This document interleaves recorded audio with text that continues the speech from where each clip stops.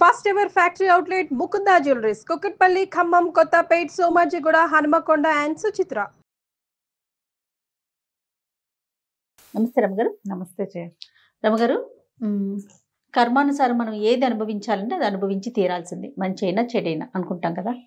చాలా పూజలు చేస్తారు, మంచిగా ఉంటారు, మంచి ఆలోచనలతో ఉంటారు, ఇతరులకి సహాయం చేస్తుంటారు. కానీ వాళ్ళకి కష్టాలు ఉంటాయి. ఎటువంటి పూజలు ఉండవు, పురస్కారాలు ఉండవు, వాళ్ళు ఇష్టం వచ్చి వ్యవహరిస్తూ ఉంటారు. వాళ్ళకి బాధలు కొంత తక్కువగా ఉన్నట్లు కొంతమందిని చూస్తే అనిపిస్తూ ఉంటుంది. ఈ క్వశ్చన్ ఎప్పుడు వస్తుంది కదండి, నేను ఎంతో పూజలు చేస్తున్నా అయినా కష్టాలు నాకే ఎందుకు వస్తున్నాయి అనే క్వశ్చన్ రేజ్ అవుతూనే ఉంటుంది. దీనికి ఏం చెప్తారు? ఎన్నిసార్లు చెప్తాము, ఎవరు చేసుకున్న కర్మ వాళ్ళు అనుభవించక తప్పదు. కర్మ అంటే ఇప్పుడు చేసిందే కాదు, మనం అంటే దీన్ని ప్రజలు ఒప్పుకోవాలి కదా. కిందటి జన్మ ఒకటి ఉంది, ఇప్పుడున్నాం, దీని తర్వాత ఇంకో జన్మ ఉంది.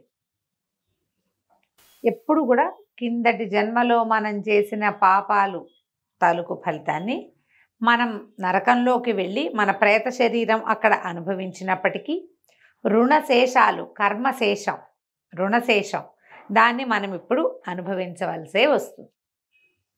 రుణాలు తీరకపోతే ఆ రుణాలన్నీ బాకీల కింద పరిణమించి అవి ఈ జన్మలో తీర్చుకోవాల్సి ఉంటాం. ఈ రుణాల్లో అన్నదమ్ములు, అమ్మా నాన్నలు, సంతానము, చుట్టుపక్కల వాళ్ళు, వ్యాపారంలో భాగస్వాములు, మన దగ్గరుండే పనివాళ్ళు, మన వాకిట్లో ఉండే కుక్క, మన పెరట్లో ఉండే ఆవు, ఇవన్నీ కూడా మన రుణాల్లో భాగంగానే ఉంటాయి. ఎవరో ఒకళ్ళు, మన తల్లే, మనమ్మే మన ఇంట్లో ఆవుగా పుట్టచ్చు, మనమే మన అమ్మ వాకిట్లో కుక్కగా పుట్టచ్చు, మన అమ్మ వాళ్ళ ఇంట్లోనో అమ్మమ్మ ఇంట్లోనో మేనమామ ఇంట్లోనో ఎలిగ్గా పుట్టచ్చు. మనం ఎలిగ్గా పుట్టాం, మన కర్మ అయితే ఎలుక వల్ల ఇబ్బంది పడ్డాం, మన మేనమామ కర్మ. ఒకడు ఎలుకగా పుట్టాడు అంతే, వాడి కర్మవశాత్తు వాడు ఎలుక అయ్యాడు అనుకో, వాడు ఒక ఇంట్లో చేరుతాడు. ఆ ఇంటి వాళ్ళకి వెన్న ఉంచడు, నెయ్యి ఉంచడు, పంచదార ఉంచడు, పాల డబ్బా ఉంచడు. వాడికి ఏమిటి, ఎలుక వల్ల బాధపడ్డాం, వాడి కర్మ. అంతే. ఇది మనం అర్థం చేసుకోవాలమ్మా. అర్థం చేసుకోకపోయినా జయ, 23 వచ్చింది వెళ్ళిపోతుంది, 24 వస్తుంది వెళ్ళిపోతుంది, అంతే. 25, 26, 27, 28, 29, 30 ఏవి ఆగం, పోతూనే ఉంటాయి. నీకు అర్థమైతే అర్థమవుతూ వెళ్తాయి, అర్థం కాలేదనుకో అయినా వెళ్ళిపోతూనే ఉంటాయి. వెళ్ళిపోతాయి. వెళ్ళిపోయే వాటి వెనకాల పడి చూడద్దు. నువ్వేం చేయాలో అది చెయ్యి, సరైన పని చెయ్యి. అన్ని పనులు నీ పనులు చేసుకుంటూ దాంట్లో సరైనదని లోకం దేన్ని నమ్ముతుందో, శాస్త్రము ధర్మము దేన్ని సమర్థిస్తున్నాయో, ప్రకృతి మనకి ఏది చేయమని చెబుతోందో అది చెయ్యి. అంతే. చేసుకుంటూ వెళ్తే, ఇప్పుడు నువ్వు పూజ చేస్తున్నావు, ప్రత్యేకంగా గంటల తరబడి చేస్తావు, వాకిట్లో మొక్కకి నీళ్ళు పోయావు, పక్కింటి వాళ్ళకి ఏ సహాయము చేయవు, ఎవరితోటి మాట్లాడవు, పని మనిషికి పాపం శోష వచ్చి పడిపోయినా దాని మొహాన్ని నీళ్ళు పోయావు, చచ్చేలా పూజ చేస్తావు. మీ ఇంట్లో 10 ఏళ్ల పని పిల్లని పెట్టుకుని దాన్ని చెంపల వాయగొడుకుతావు, చంటి పిల్లని. నా 10 ఏళ్ల పిల్లతో పనులు చేయించుకోవట్లేదమ్మా. మీ ఇంట్లో ఉంటే ఏమిటి, రోజు చెప్పని భోగు చేసి పెడతావు కృష్ణుడికి. పనిపిల్ల ఆకలి చూడవే, చిన్నపిల్లది 10 ఏళ్ల పసిమొహం, అదేం పని చేస్తుంది అనుకోవు నువ్వు. అవును.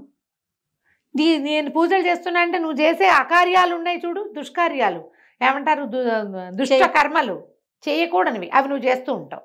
నువ్వు చేసే పూజ చెప్తావు, నేను ఎంతో పూజ చేస్తా అని. ఈ వ్యవహారంలో ఇంకొక పాయింట్ ఏంటంటే, నేను ఇన్ని చేసినా నేను కష్టపడుతున్నాను, అదేం చేయట్లేదు, అది సుఖపడుతుంది. ఈ వాక్యాలు మానేయాలి, ఆ వాక్యాలు మానేయాలి. మనది మనమే చూసుకోవాలి. కర్మ సిద్ధాంతం ప్రకారము ఎదుటివాడు బాగున్నాడనటం కూడా మన నెత్తి మీద పడుతుంది. మన అకౌంట్లో పాయింట్ యాడ్ అయిపోతుంది.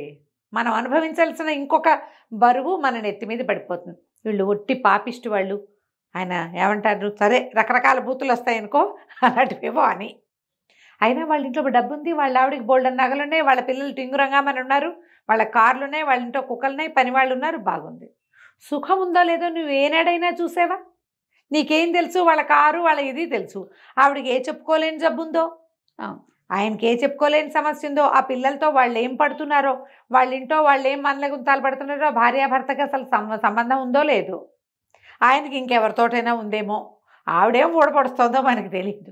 మనకు కనపడేదేంటి, వాళ్ళది ఒక ఇల్లు, వాళ్ళకు 10 కార్లు, వాళ్ళు ఆవిడ ఒంటి నిండా బంగారం, ఎక్కడికి వచ్చినా హుందాగా పెద్దపాటి చీర కట్టుకుని వజ్రాల నగలు పెట్టుకుని వస్తుంది ఆవిడ.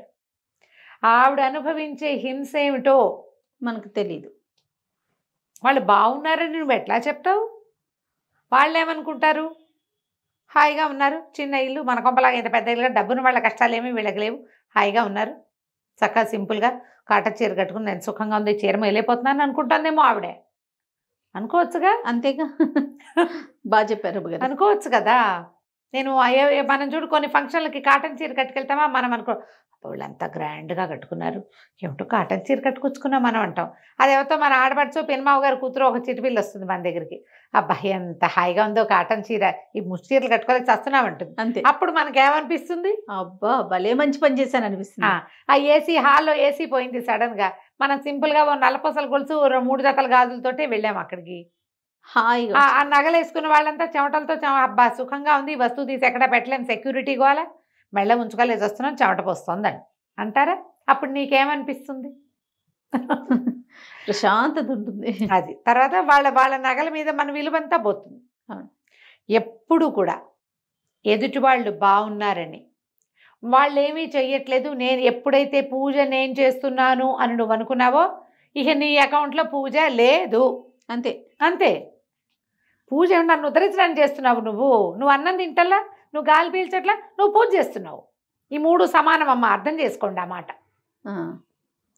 పూజ నువ్వు దేవుణ్ణి ఉద్ధరించట్లేదు, ప్రశాంతత కోసం, నీకు సంతోషం, నిన్ను పుట్టించిన భగవంతుడు, నిన్నొక మనిషిగా ఉంచిన భగవంతుడికి నీ కృతజ్ఞత నువ్వు తెలుసుకుంటావు. నువ్వు గ్రాండ్గా తెలియజేయి, సింపుల్గా ఒక తులసి దళం పెట్టు, నీ విధి.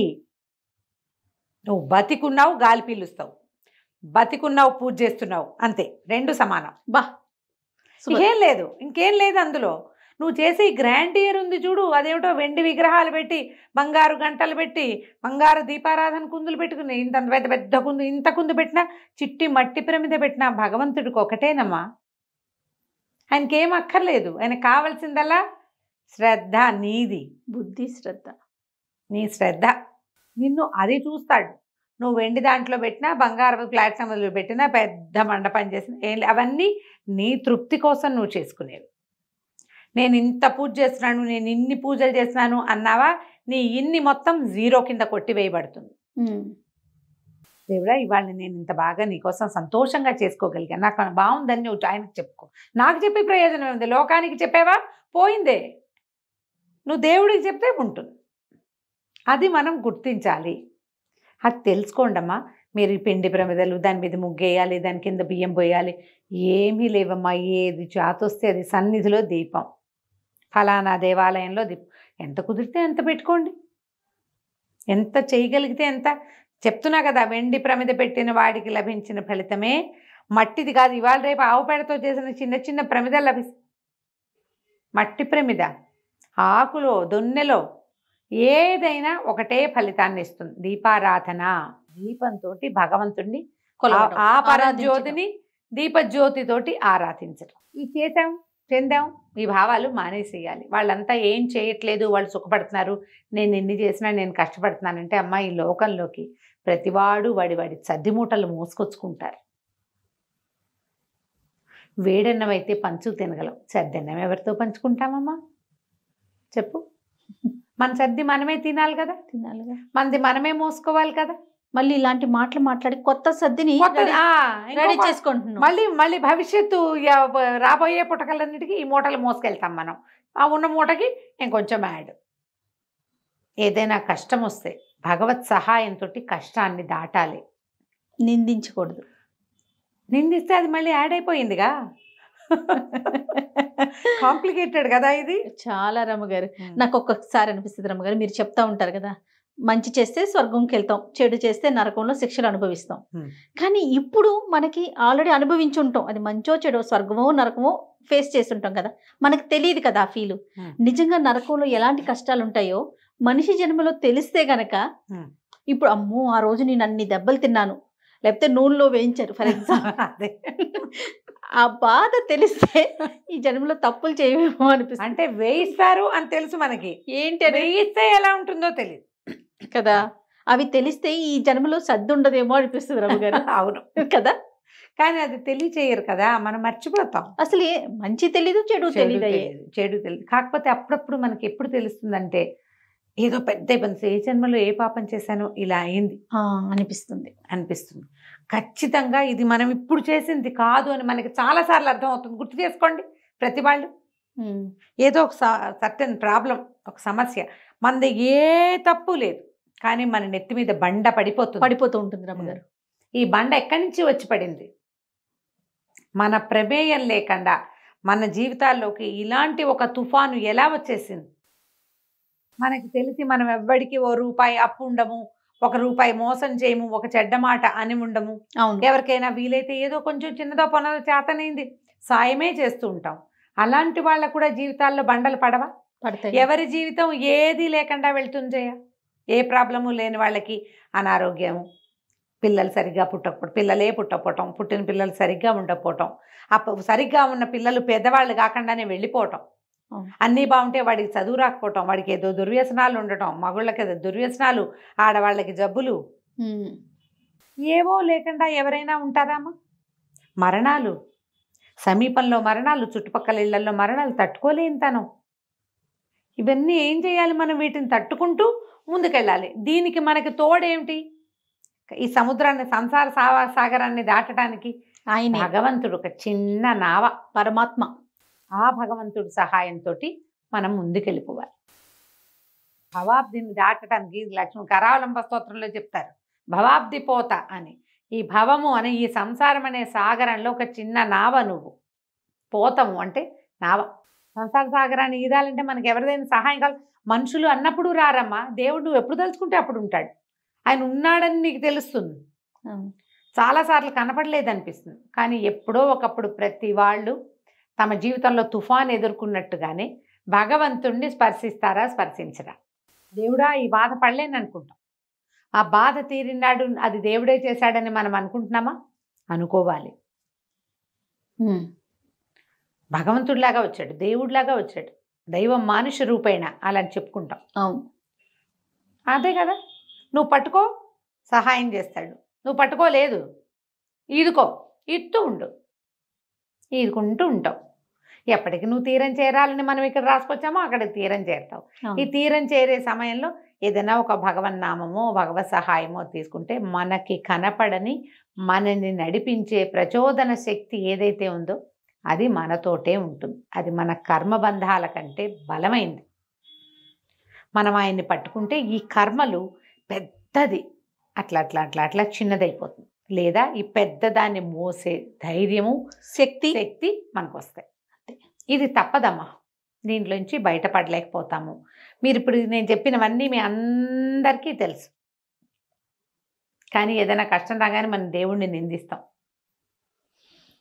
దేవుణ్ణి వదిలేస్తారు కొంతమంది. అవును, నిన్ను నువ్వు వదిలేసుకోవటమే. దేవుణ్ణి వదిలేయటం అంటే వాడు ఎవరినో వదిలేయట, ఆయన ఎవరో తెలియదు నీకు. నిన్ను నువ్వు వదిలేసుకోవటం, ఆ నిన్ను నువ్వు వదిలిపెట్టుకోవద్దు.